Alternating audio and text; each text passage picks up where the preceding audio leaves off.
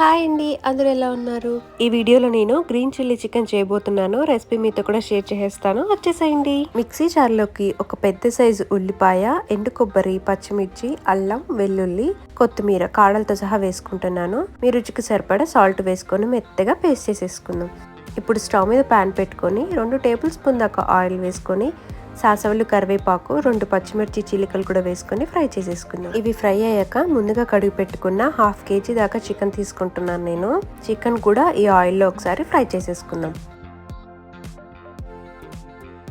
మూత పెట్టేసి ఒక 5 నిమిషాలు ఆయిల్లోనే కుక్ చేసుకుందాం. 5 మినిట్స్ తర్వాత మూత తీసేసి అంతా ఒకసారి కలిపేసుకుందాం. ఇప్పుడు ముందుగా గ్రైండ్ చేసి పెట్టుకున్న చిల్లీ పేస్ట్ కూడా ఇందులో వేసేసి ముక్కలకి బాగా పట్టేదాకా ఫ్రై చేసుకుందాం. ఇప్పుడు ఇందులోకి కాస్త పసుపు, 1 టేబుల్ స్పూన్ దాకా ధనియాల పొడి, 1/2 టేబుల్ స్పూన్ దాకా జీలకర్ర పొడి వేసుకొని ఫ్రై చేసేసుకుందాం. ఇప్పుడు ఇందులోకి బాగా క్రీమీ టెక్స్చర్ ఉన్న గడ్డ పెరుగునైతే ఒక చిన్న కప్పుడు దాకా వేసుకొని ఫ్రై చేసేసుకుంటున్నాను. వాటర్ అయితే అస్సలు యాడ్ చేయలేదండి నేను. ఈ పెరుగు అండ్ చికెన్లో ఉన్న వాటర్తోనే కుక్ చేసేసుకుంటున్నాను.